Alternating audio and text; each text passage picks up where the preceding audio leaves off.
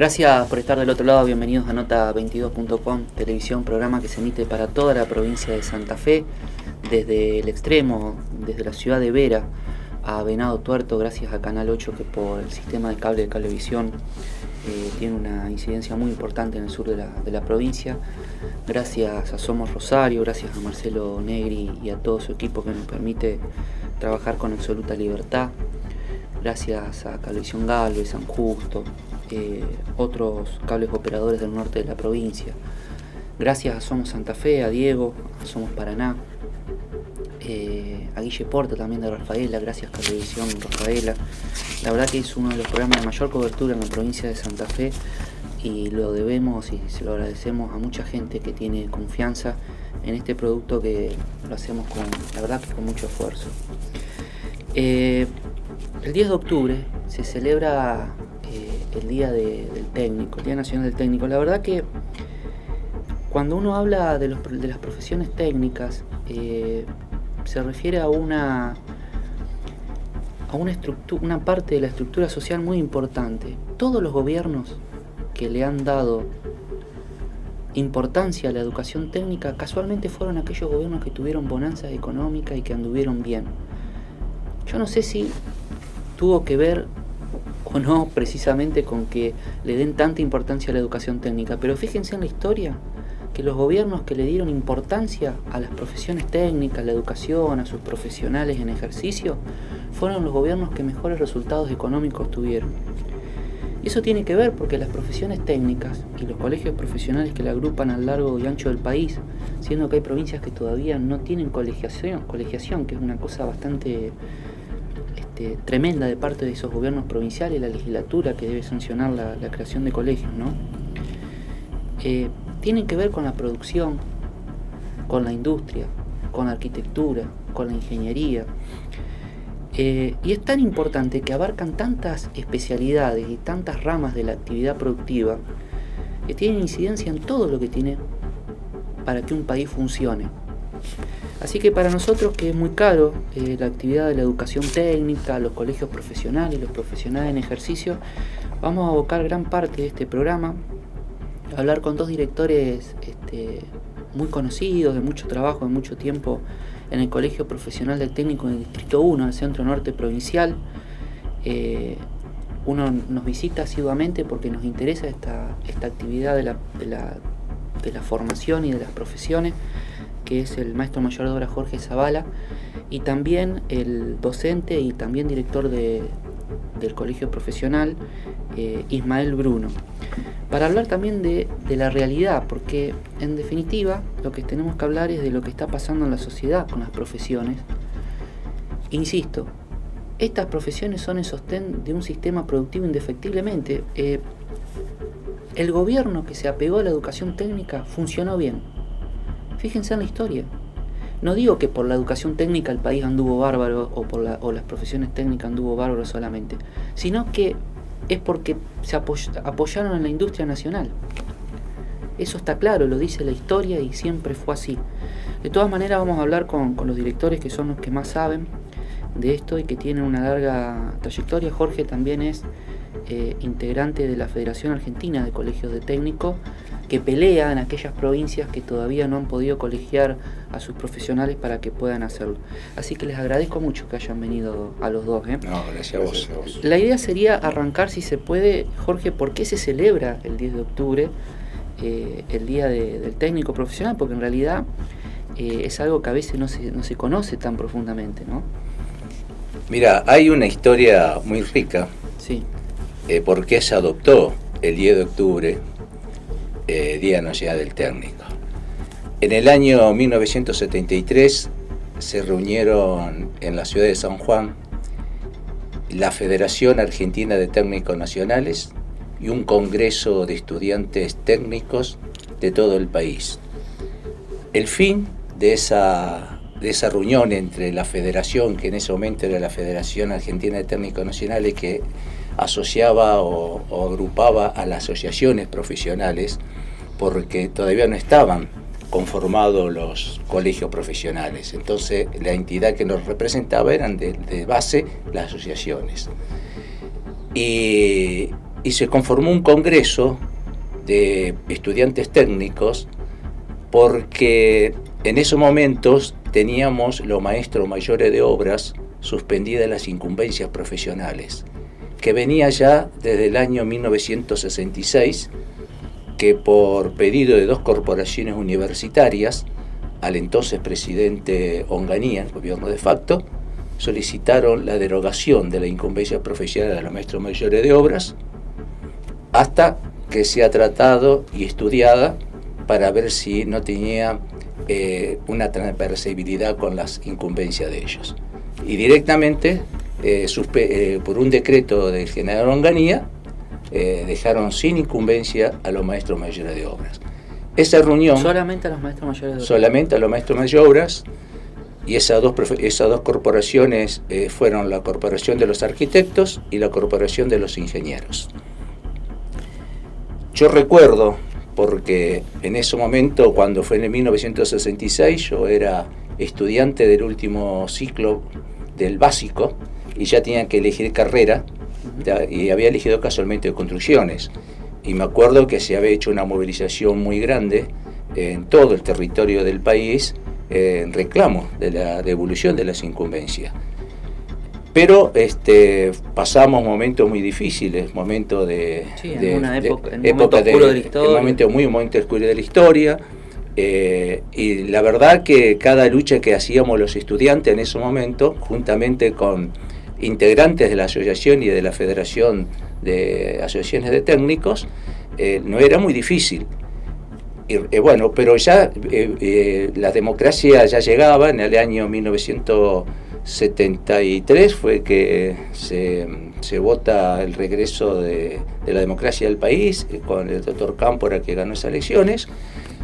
Nos animamos de vuelta a hacer los reclamos, los movimientos, y bueno, y la federación nos había citado a todos los estudiantes del país a un congreso en San Juan para hacer un documento único y seguir reclamando por las incumbencias.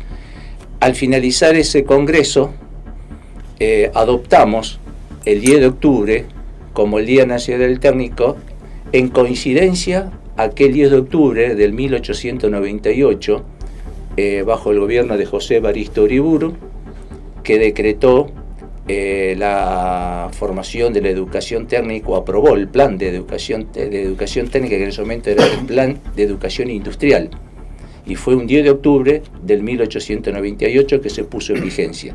Entonces ese congreso, juntamente con la Federación de Técnicos Nacionales, hemos adoptado el 10 de octubre como el Día Nacional del Técnico.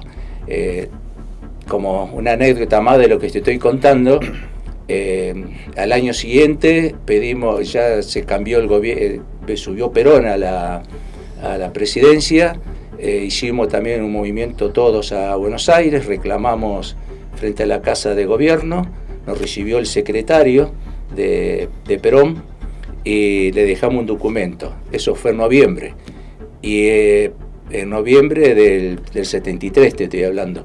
Y en febrero del 74, cuando yo te dije que empecé la carrera, claro, cuando habían sacado la incumbencia profesional, y termino la carrera en el 74, y en febrero, en plenas vacaciones, el general Perón firma el decreto 474, reimplantando la incumbencia profesional. Qué valioso lo que cuenta usted de la historia. Fíjese que cómo es cuando uno abraza y quiere una profesión, ¿no? Porque él terminó de estudiar, y en el proceso de estudio, o sea, en el ciclo superior de la carrera de construcciones, se daba cuenta que podía no tener las incumbencias de lo que estaba estudiando. Igual siguió adelante, y bueno, después por supuesto de la lucha que llevaron adelante, pudieron recuperarla, pero estudió en un momento sin saber si iba a poder ejercer prácticamente la profesión.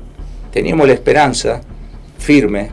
Nosotros, siempre me acuerdo, ya muchos de mis compañeros desaparecidos. Así que el 10 de octubre viene de toda aquella...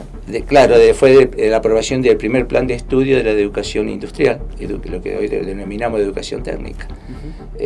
No, te decía que nosotros, uno estaba convencido que las incumbencias se iban a restituir, porque la lucha que se había hecho de la parte del estudiante como de los dirigentes de esa época, no nos resignábamos a ser auxiliares de ninguna de las profesiones universitarias que ellos querían. Entonces la lucha fue fue muy fuerte.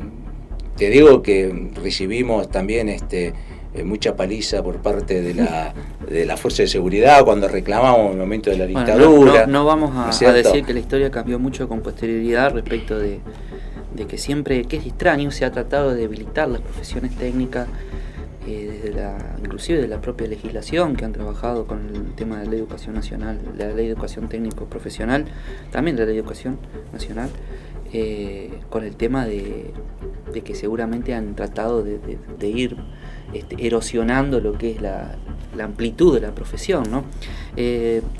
Ismael, usted también es docente. Hablábamos las profesiones técnicas: estudio, investigación, diseño, construcción, enseñar también como título de base. ¿Cuál es la actualidad desde su punto de vista de estas profesiones, ¿no? Yo, si me permitís, quisiera agregar algo a tu introducción y hacerme eco de esas palabras, ¿no? Bueno, como todos sabemos, este directorio es federal, yo soy del interior de la provincia, y me quedaba pensando mientras vos hacías este planteo.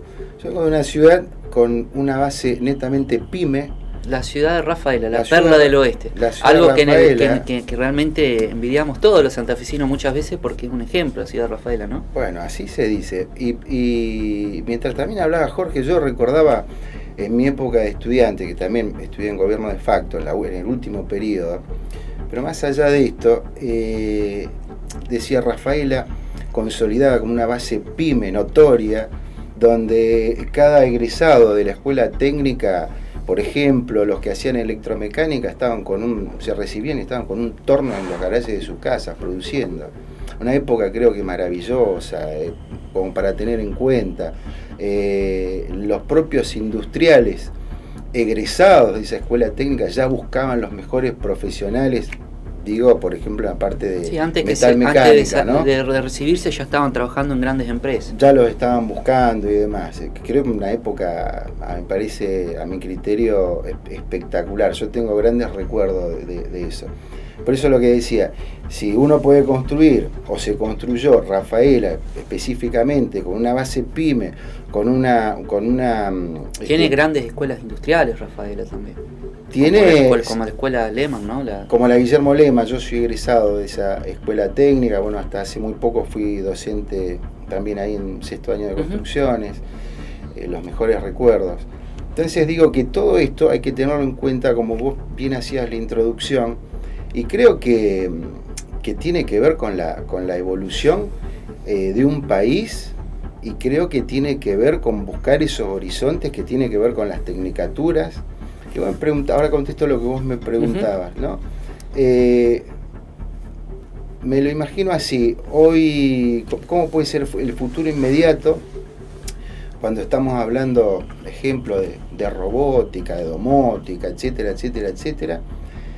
Y por ahí me parece que estamos un poco lejos con respecto a la enseñanza, digo, algunas cuestiones, algunos planes, y muchas veces lo hablamos entre nosotros. Estos técnicos, estos futuros técnicos, hay que prepararlos también para otras cuestiones, para lo que se viene, el desarrollo tecnológico, científico, y creo que también ahí esto se merece alguna charla y alguna discusión también, que tiene que ver con las funciones del directorio, ¿no?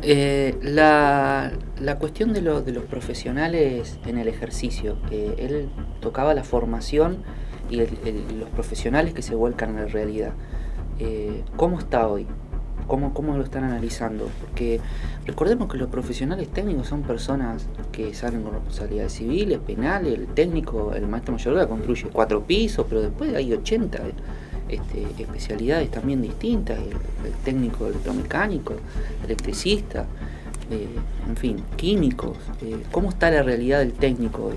Mira, yo siempre digo que el mundo avanza rápidamente, vertiginosamente, y de la misma manera avanza la tecnología. En realidad, los técnicos no hemos tenido que adaptarnos a ese avance tecnológico, y creo que también la educación técnica también se ha tenido que adaptar a ese avance tecnológico. Bien lo decía hace un ratito el colega, que hoy tenemos la tecnología, estamos hablando ya de inteligencia artificial, de robótica, donde no solamente decir pasa únicamente por la parte del técnico especializado en robótica o en inteligencia artificial, hablando de ¿no es cierto? Pero también pasa, es transversal a las demás profesiones. Por ejemplo, un maestro mayor de obras hoy tiene que tener conocimiento de inteligencia artificial, porque los edificios se están haciendo con la inteligencia artificial. Un técnico químico, lo adelanto que ha tenido la tecnología, el técnico químico tiene que estar muy actualizado. La realidad es que cada uno de los profesionales técnicos se han dado cuenta que si no se va adaptando al avance de la tecnología, va quedando en el camino.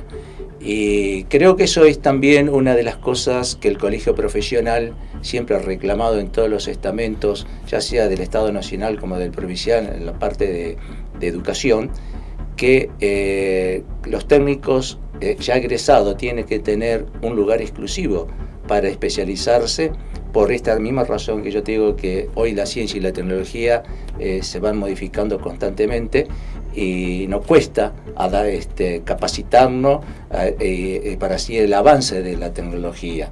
Yo creo que hoy tenemos que tener un centro de capacitación prestado por el Estado Nacional o el Estado Provincial, como lo hacen las universidades a través de los posgrados y especializaciones. Sí, permíteme, Jorge. Sí. Lo que estamos hablando sería de los posgrados que hablamos siempre. Es decir, una vez egresados, esas carreras de posgrado que tanto tiempo hace que venimos reclamando y que tiene que ver con las responsabilidades del colegio profesional, de ir a buscar esos espacios, de generarlos. Sabe que usted una vez haciendo una entrevista al Mandós, que era la titular del INET a nivel nacional, le hacía una entrevista precisamente por un congreso, en el marco de un congreso que realizó la federación, a la que el colegio técnico adhiere, y me dice en algún momento, bueno, pero no hay que ser nostálgicos con respecto a aquellos poderosos técnicos de alguna época.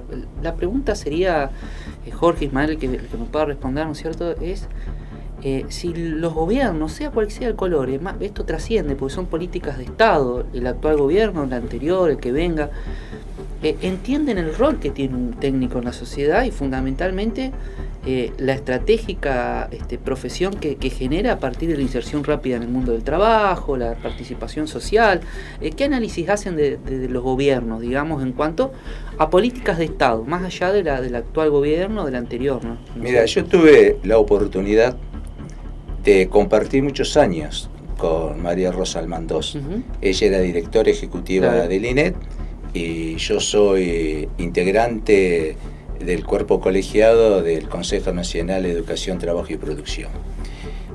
Casualmente esa es la palabra que le gustaba decir, son nostalgiosos del CONE, del Consejo Nacional de Educación Técnica, del ex Consejo Nacional de Educación Técnica. Era ese ámbito poderoso donde se inscribía toda la educación técnica. Entonces yo sabíamos, tomando un café, le decía a María Rosa que no es nostalgia, digo, porque nostalgia es otra cosa, esta es una realidad que nosotros queremos para nuestros técnicos, porque el CONET tuvo una estructura muy bien armada que no solamente se encargaba de una excelente preparación de las tecnicaturas, sino que también se encargaba de la post-tecnicatura, o sea, hacían los cursos de posgrado, que ahora se llaman postítulo o algo así.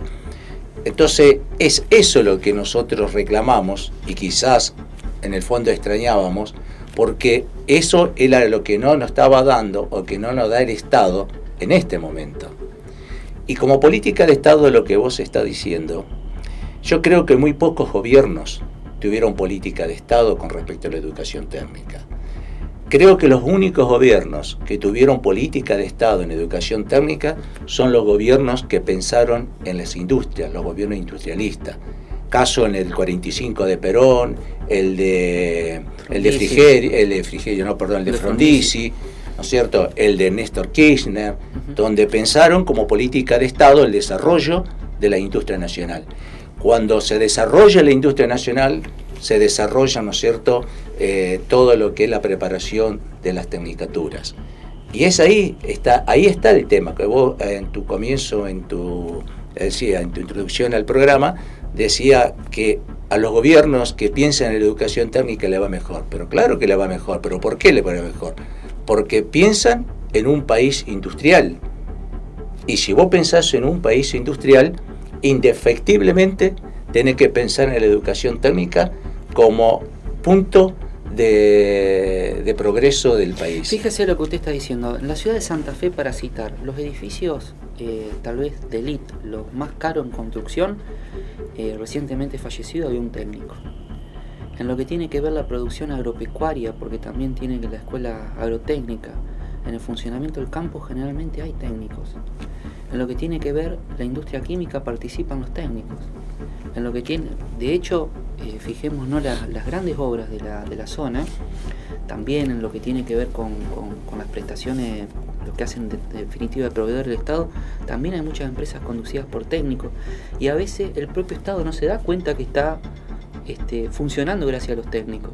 Es una cuestión bastante rara, no sé si ustedes lo analizan así, pero es un análisis... Sí, es raro no tenerlo en cuenta para... Inclusive se construyen escuelas a veces y dicen, no, los técnicos no, pero después terminan técnicos también atrás, entonces es todo muy raro lo que a veces pasa, ¿no? Sí, yo entiendo la pregunta. Si vos te fijás, por ejemplo, yo tengo un video institucional que a mí realmente el último me apasiona, me encanta. Lo paso siempre cuando inicio un ciclo de clase. La cantidad de profesión y de actividad que se ven es tremenda. A eso me quería referir. La cantidad de tecnicaturas que abarca y que matricula el Colegio Profesional de Técnicos, yo creo que eso da respuesta a lo que vos estabas planteando. Si decimos, lo que más conocemos en la zona es un maestro mayor de obras, técnico electromecánico, técnico electricista, pero también hay un montón de tecnicaturas que tienen que ver con lo productivo, que tienen que ver con la industria, con la arquitectura. Hablábamos del maestro mayor de obras, ¿no? Las casas, la parte eléctrica, las casas, ¿quién hace los trabajos de electricidad? Son todos técnicos. Sí. Todos técnicos. Es increíble y a veces el Estado no termina de percibir lo fundamental que es fortalecer ese área. Si me permitís una cosa que acá, Jorge, te quiero retrotraer en el tiempo y haciendo eco de lo que vos estabas diciendo. Que decíamos si miramos con nostalgia o no miramos con nostalgia el CONET. Yo soy egresado de esa época y sí miro algunas cosas con nostalgia. Por ejemplo, el cuarto término. Cuando hoy nos quejamos, yo te lo digo con conocimiento de causa desde la docencia. Claro, claro. Que no hay mano de obra, que no hay esto. Que no... Bueno, en aquella época estaba el cuarto término y un pibe podía acceder con el ciclo básico, 3 años y uno más, era un técnico auxiliar. Que qué falta nos haría hoy a nosotros, a los maestros mayores de obra, que era carpintería, electricidad, ¿qué más? Que no me acuerdo. Herrería, fundición. ¿Me explico? Sí, sí. Que era el técnico auxiliar. Conocimientos mínimos de electricidad, a lo mejor para colaborar. ¿Qué es lo que estamos necesitando hoy? Yo el otro día, mirá, le preguntaba a un alumno, digo, si vos dejás de estudiar, ¿qué vas a hacer? ¿Qué sabés hacer? Y profe, nada. ¿Dónde pensás que podrías ir a trabajar? Y como peón de albañil, me decía. ¿Y vos creés que estás preparado para algo más? No. Entonces tenés que estudiar. Pero digo que si estaría todavía ese técnico auxiliar o existiría dentro del sistema educativo esto, creo que cambiaría mucho la situación, que es lo que está necesitando también parte de la sociedad, ¿no?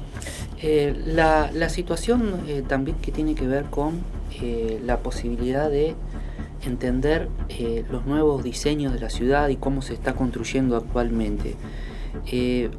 ¿Por qué cree que la gente, porque hay una realidad, se van a enojar a lo mejor otras profesiones, pero la gran cantidad de obras de las edilicias las hacen los técnicos? O sea, recorramos la ciudad, veamos los carteles, la mayoría son técnicos. ¿Por qué piensa que la gente, el comitente, elige un profesional técnico actualmente? ¿Cuál es su visión? Mirá, la visión yo creo que es muy simple. La sociedad, según el estado económico en el cual se desarrolla, elige los profesionales. El técnico, sobre todo si estamos hablando ya de construcción, vamos a hablar de maestro mayor de obra o del técnico constructor, es una profesión que tiene hoy, 10 de octubre, cumple 120 años. Es decir, que nosotros tenemos un servicio a la sociedad de hace 120 años.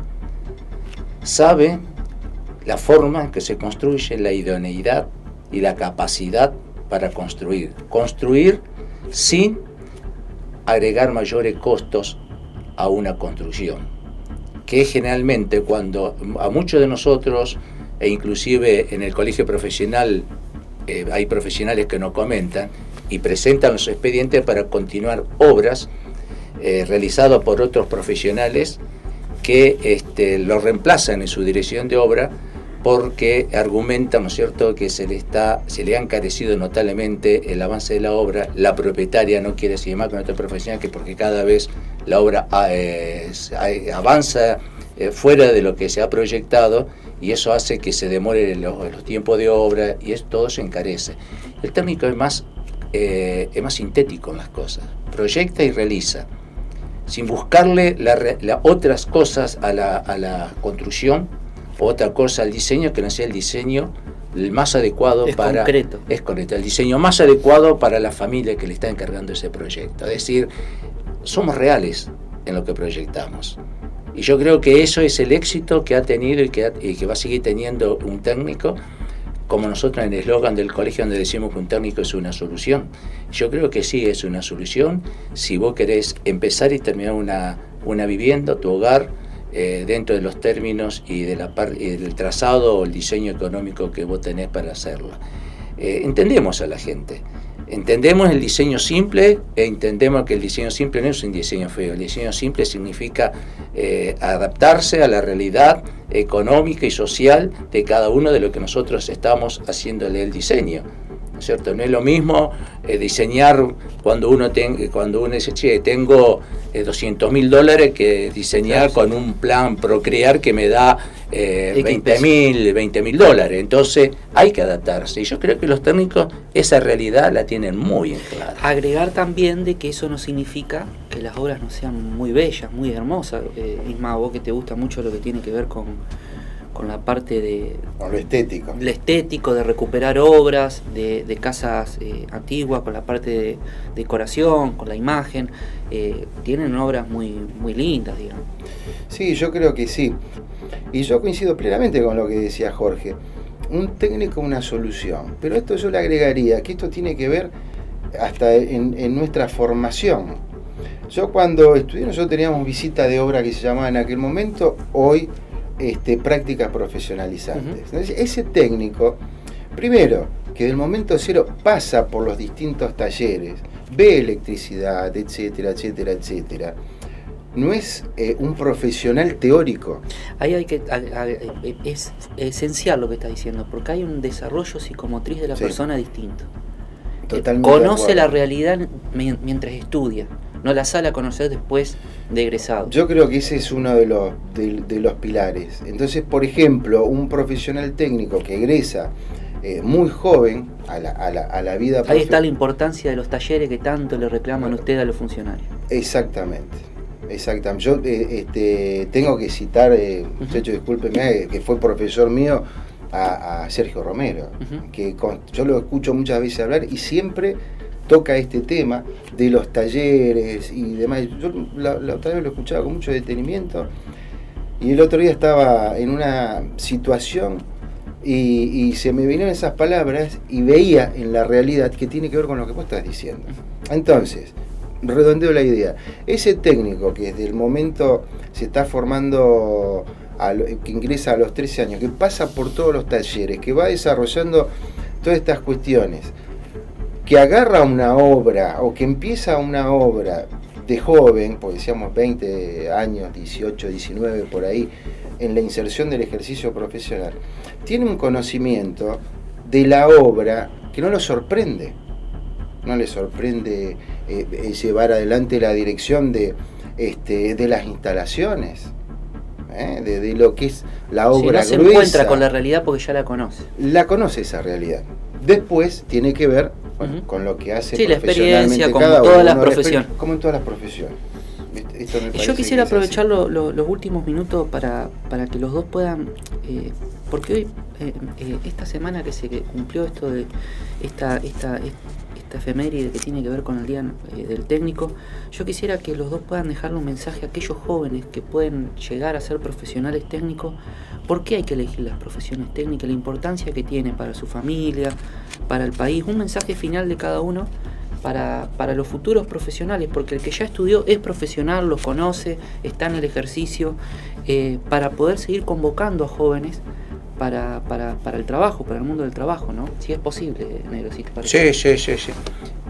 Mira, yo creo que todos los alumnos que se están preparando en las escuelas técnicas, futuros profesionales, tienen un futuro promisorio con esta carrera. Ellos van a empezar una etapa muy distinta, por ejemplo, lo que es ser un estudiante, pero ya están preparados para entrar en esa etapa profesional. Es decir, con mucho esfuerzo, con capacidad y sobre todo con ganas. Creo que la carrera o la profesión de maestro mayor de obra y la demás técnicos de distintas especialidades le da un futuro muy grande. Y esto lo está demostrando constantemente los egresados.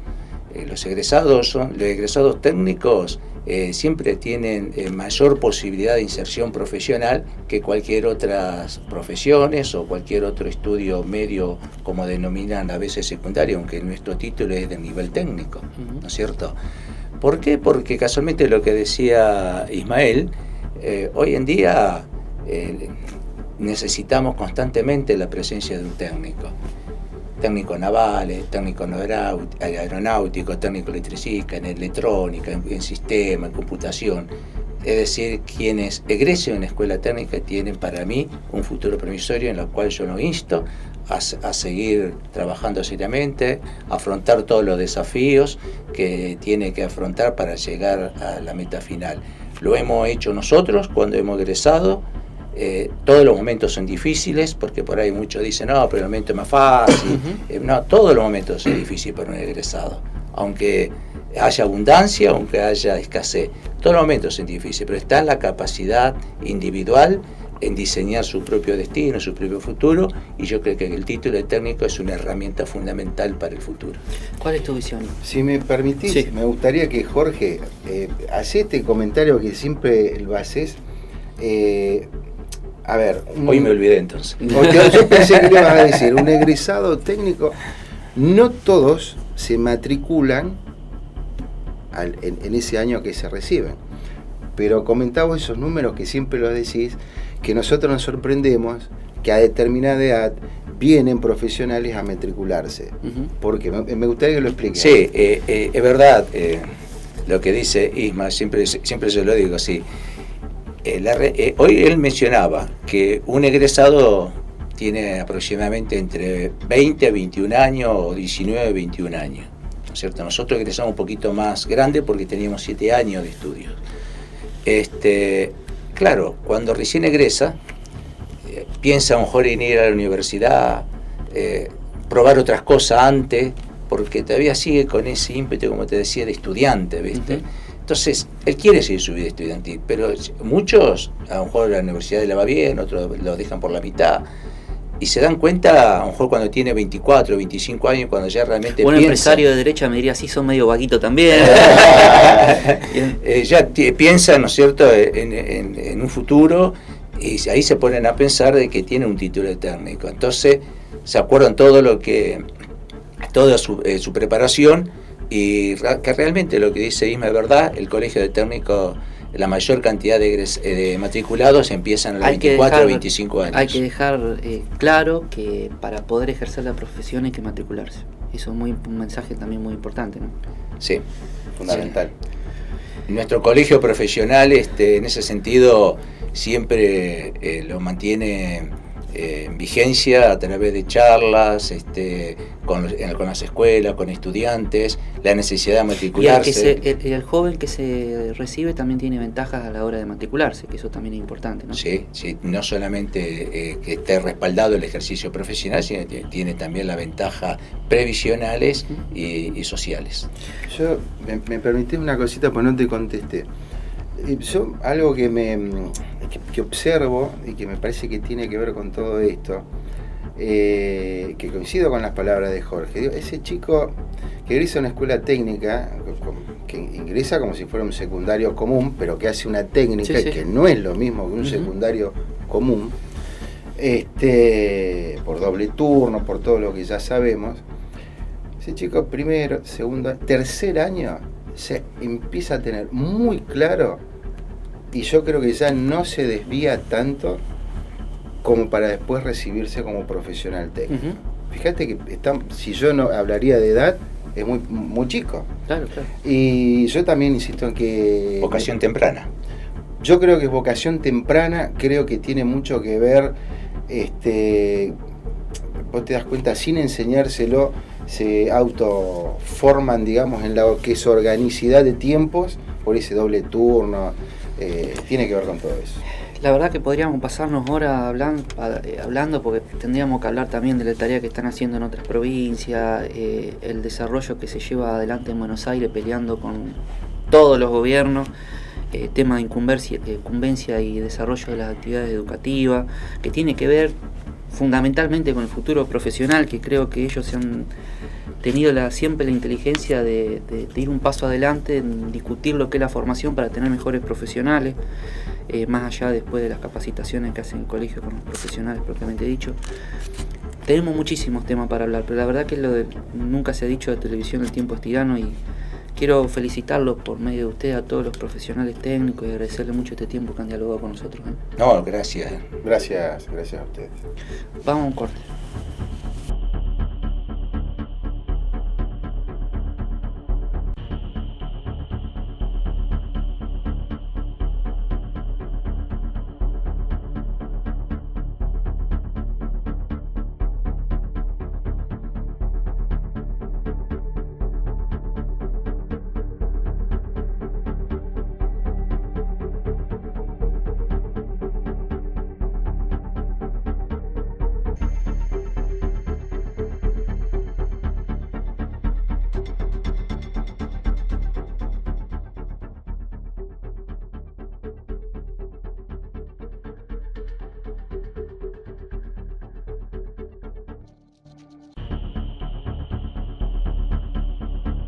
Complejo Polideportivo Policial ANSAP ofrece su servicio de salón de fiestas. Capacidad 500 personas. Consultas 0342 4 553 575. Complejo Polideportivo Policial ANSAP.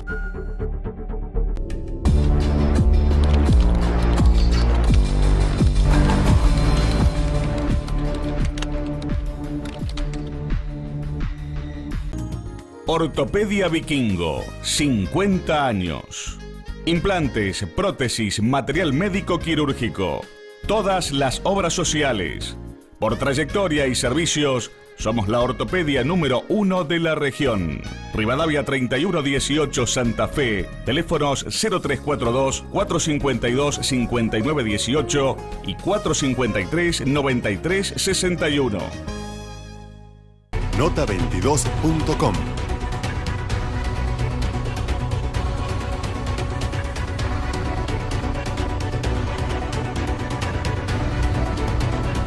Información.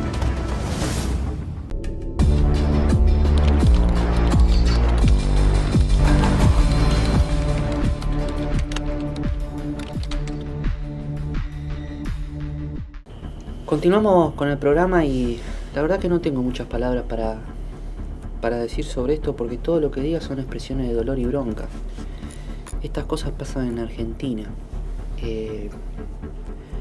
No sé cómo vamos a abordar esta entrevista, una nota que consiguió Gustavo con el papá de Germán Oscar Suárez, una persona que estaría cumpliendo 30 años, cabo primero sonorista, y que al día de hoy no sabemos nada de él, por el submarino Ara San Juan, todos sabemos lo que sabemos, que no lo han podido encontrar aún en nuestro inmenso mar. Y es una situación muy triste ver familiares que no saben dónde están sus hijos, y la verdad que como actúa el Estado Nacional, o el Gobierno Nacional mejor dicho, desde mi punto de vista fue lamentable.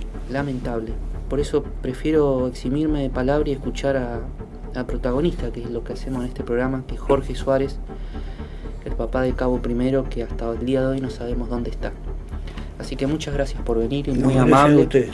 Y nos gustaría saber qué es lo que está pasando, qué es lo que está viviendo y qué es lo que sabe de su hijo, que es lo que le agradecemos muchísimo este testimonio. Bueno, hasta ahora está la Ocean Infinity, que hizo el recambio de personal en Comodoro Rivadavia y vuelven a salir a buscarlo.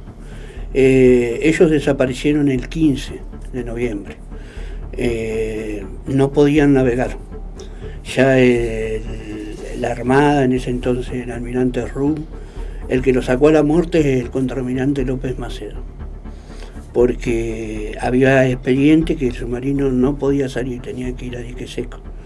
Uno de los expedientes que hay es el del Ministerio de Cámara de Diputados, que en el expediente 101, foja 500, manifiesta que el Ara San Juan no puede salir a navegar, incluso porque tiene que ir a dique seco. En ese caso, si saldría a navegar, consta en el escrito que corre el riesgo de naufragar. Desapareció el 15. Fuimos a la base naval, donde nos mintieron del día 0. Está corroborado por el ex jefe de la base submarino, Gabriel González, que admitió en Caleta Olivia que fue obligado a mentirnos a los padres por AWAP y a RUM. Pero el mayor responsable es Macri, porque es comandante en jefe de las Fuerzas Armadas, y todo lo que hagan sus superiores, bien o mal, él es el responsable. Jamás sobrevoló la zona donde perdió a su hombre, jamás. Y es una cadena de encubrimiento total. Lo último que tenemos es gracias al suboficial Rubén Darío Espíndola, que confesó en Caleta Olivia que a las 14:28 hubo un llamado, que se había dicho que las explosiones y todo. Y sus superiores hicieron que borren eso. No lo querían dar a conocer. ¿Esa referencia desde cuándo la tienen ustedes? Desde ayer. Que incluso le mintieron a este suboficiales primarios, que tenía que hacer un documento que era por orden de la jueza Ciani. Y era mentira. Ayer la jueza Ciani dijo que en ningún momento ya se dio la orden. En toda una cadena de encubrimiento. Desde el día 2 de enero, el ministro Aguad tenía la carpeta de todas las empresas que podían salir a buscarlo. Después de 10 meses nos tuvo a la vuelta, gracias a las madres que se encadenaron en Plaza Mayo, porque si no, no hubiera podido concretarse. Jorge, Germán Oscar Suárez, su hijo, que hoy tendría 30 años, cabo primero sonorista del Ara San Juan, ¿llegó a decirle algo del Estado? Todos sabíamos, todos los padres sabíamos. ¿Sabían todo ustedes? Todos sabíamos, pero ellos no. Pero es tremendo lo que nos está diciendo. No, lo sabían todos, incluso para desinformar decía que lo seguían los ingleses, bueno, pero ellos nos llamaban cuando hablábamos con nosotros amiguitos. Nunca lo atacaron ni nada por el estilo. En un canal de gran audiencia... ¿Los ingleses le decían amiguitos a los del sur? No, ellos a los ingleses le decían amiguitos. Pero nunca se llegaron a confrontar ni nada. Aparte es mentira que lo atacaron. O sea que ustedes echa por tierra de que podría haber sido hundido el submarino por los ingleses. ¿Eso es lo que usted quiere decir? Sí, en ningún momento puede ser hundido, porque cuando un submarino es torpedeado, por las olas o impactos de los torpedos, hubieran llegado los restos. Los alerta además también. Hubieran llegado los restos a Ushuaia. Ni que hablar el líquido hidráulico más el líquido diésel, más todos los otros componentes. O sea, hubieran saltado manchas en el océano. Sí, manchas que se hubieran visto a millas y millas. O sea que, digamos, a criterio de ustedes, de los familiares y toda la gente que está involucrada en la búsqueda y preocupada por todo este tema, en el criterio de ustedes, el submarino estaría intacto, estaría entero. Estaría entero, y ahora estamos viendo las posibilidades de que también fue mentira de las explosiones y la implosión. O sea, lo que estamos teniendo en cuenta es que a raíz de cómo estaba el submarino, perdió potencia y se hundieron. También se sabe que hubo golpes, que retiraron los buques donde estaban, donde sentían los golpes. ¿Golpes de qué características? Del casco. Como de auxilio. Como de auxilio, y se retiraron las 2 fragatas. Tipo como un sistema Morse o algo sí, parecido. Algo parecido, puede ser o no, unos dicen que sí, otros dicen que no. Pero como dijo el capitán del Yantar ruso, si lo hubieran hundido, hubieran encontrado restos por toda la Patagonia. Y restos satelitales de toda parte de... ¿Usted cree en eso de que las baterías dejaron de funcionar? Sí, porque jamás la cambiaron. Se comieron... ¿Eran baterías que no podían estar en mar? No se podían estar. Estaban vencidas. Estaban vencidas, sí, y le pusieron que estaban nuevos. O sea, ocultaron, después de 180 días de navegación que hace el submarino... O sea que esto del submarino atraviesa un poco todos los gobiernos, ¿no? Atraviesa el gobierno de Cristina, pero se le perdió a Macri. ¿Por qué? Claro. Porque él, en los 180 días de navegación que estaba en su gobierno, le hubiera tenido que ir a dique seco, y jamás lo mandó a dique seco. No le importa nada, o sea, ni está enterado que él es el responsable de los muertes de los 45, de los 44, como dice la institución. El responsable es el ministro Aguap, el almirante Yaek Errún, López Macedo, el capitán Villamire, el capitán Gabriel González, que fue el que admitió y renunció que lo obligaban a mentir, que le mienta a los padres. Después tenemos el jefe de la Armada, Móscolo, que le dijo a los familiares: vayan, está grabado eso, vayan y esperen ahí a esa cosa por ahí en el muelle, que quizás aparece. Jorge, a mí me interesa mucho poder rescatar el testimonio de Germán. Usted dice que ustedes sabían la situación del siempre submarino. A los hermanos también. ¿Y qué decía él? ¿Qué expresiones usaba? No, ellos, para ser submarinista, primero hay que estar en paz con ellos mismos. Yo mismo estaba en paz con ellos mismos. Y es una tarea muy digamos, complicada, no es fácil estar... No, tienen que estar bien mentalmente. Claro. Y ellos fueron y cumplieron su labor. Hay uno que subió y se bajó. La presión psicológica debe ser muy fuerte, ¿no? Es terrible. Un practicante pidió el retiro porque vio tantas cosas en esa navegación antes de noviembre que no quería saber nada. O sea, lo que veía era que estar en un submarino, en el mar, no es fácil. No. Hagámosle la idea. Y las condiciones encima lo asustó, que hizo que se retirara. Que se retirara, sí. Eso fue que también en Caleta Olivia habló. ¿Y esto está en el expediente, lo que usted está contando? Está todo en el expediente. Es tremendo, porque hay testimonio de que alguien que no quiso subir más al submarino por la situación. Sí, fue están los testimonios de Caleta Olivia. Ahora, acá hay una pata muy importante en la investigación, que es la justicia. Claro, lo que pasa es que... ¿Cómo ve el trabajo de la justicia? Malísima la del juez Asiani. Si usted está planchada la causa. ¿Sí? Ha llamado a un montón de testigos, pero hacer cosas efectivas no. Usted es juez, ¿no es cierto?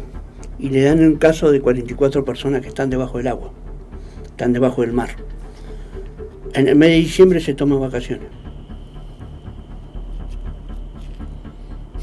¿Qué opina usted? Y después vuelve de las vacaciones y quiere hacer una conferencia de prensa televisiva, como se dice ahora, se hace por televisión, para ver una teleconferencia, para ver cómo estaban los padres, qué sentían. Ya ahí nomás lo hubieran tenido que apartar del caso. Jorge, usted está en comunicación, vamos a decir, directa o semidirecta con los que en este momento lo están buscando, con el personal que tenemos comunicación. Lo único son nuestros ojos.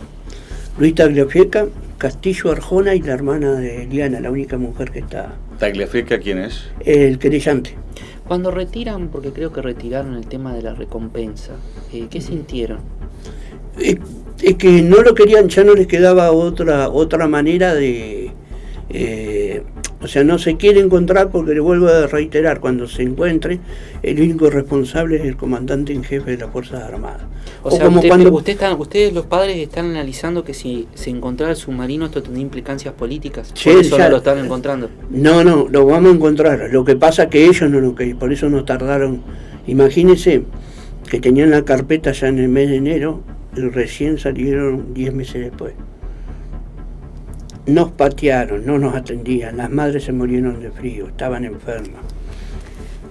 Y jamás nadie pasó a ver si necesitaban un vaso de agua.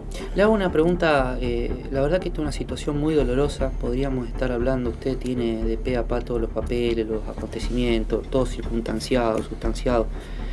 Es el dolor de un padre, de un Estado que no le está diciendo, un Estado, la nación argentina, nosotros, todos, lo que componemos este cuerpo que es nuestro país, no le estamos dando respuesta a gente que trabajaba para nosotros, porque son servidores de la nación.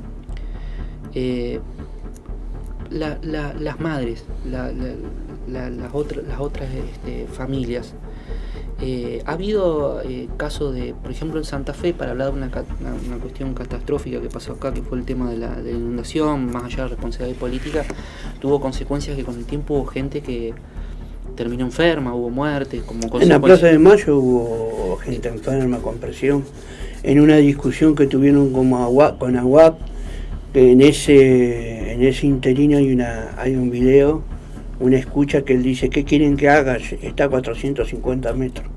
¿Cómo hago para sacarlo? Ahí usted deduce que si da la profundidad sabe dónde están. Pero no lo quieren decir. Bueno, que ahí cayeron madres descompuestas, todo. Él las miró, se levantó y se fue. Como funcionario público. Si fuera concreto y finalmente se confirmara de que están a 400, 500 metros o cosa parecida.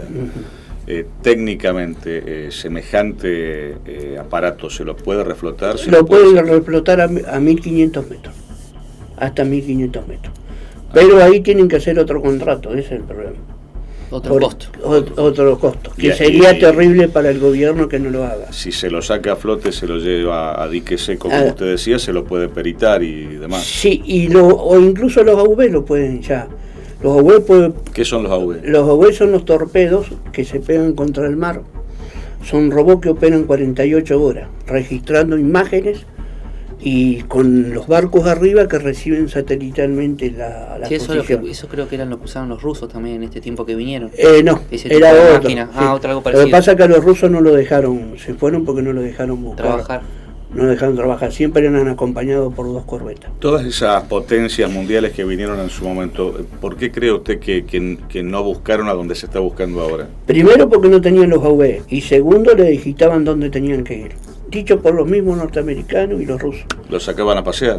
Lo decían ir por el mismo derrotera, ida y vuelta. Le explico algo. Con el sistema SAR, cómo mintió Balbi. El sistema SAR, que no duró ni 15 días, ¿se acuerdan que acomodaron un barco para instalar y todo? Duró un día y lo sacaron. El sistema SAR, Balbi dijo que por protocolos internacionales debía acabarse ese día, por los protocolos internacionales. Los protocolos internacionales, y ese día era buscarlo con vida. Bueno, entonces cortaron y ahora ese día empezaron a buscar el submarino solo. Pero era mentira, porque la Argentina tuvo un protocolo SAR unos meses antes con el velero Tunante brasileño. Tuvieron 90 días en operación SAR. De ahí en más, usted fíjese cómo no se lo quiere encontrar. Ahora, el suboficial Espínola, ayer declarando en Caleta Olivia, manifestó que sí, que hubo una comunicación a las 14:28 de Lara San Juan, y 2 y 3 más. Y su jefe más inmediato intentaron que no se dé a conocer. Por eso le hicieron firmar un papel, todo eso. De ahí usted, del SAR que lo cortó. ¿Cómo va a cortar un SAR? En menos de 15 días para un submarino argentino, e hicieron un SAR por 90 días para un velero brasileño. Y es mentira que el SAR está obligado a cortarse. Se corta cuando se nos encuentra. Jorge, le agradezco mucho el tiempo que nos dedicó. Queda invitado nuevamente y antes de fin de año me gustaría que pueda venir con más detalles.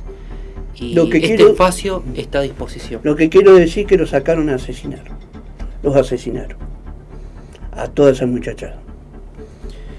Gracias por venir, Jorge, y darnos un testimonio muy generosamente. Gracias a usted y quiero todo. Que sepa que este espacio lo acompaña en el dolor. Y creo que los argentinos todos le deben respuesta a esta gente. No deben creer todo lo que sale en los diarios. Bien. Porque todo es información. Gracias por estar del otro lado. Nos vemos la semana que viene.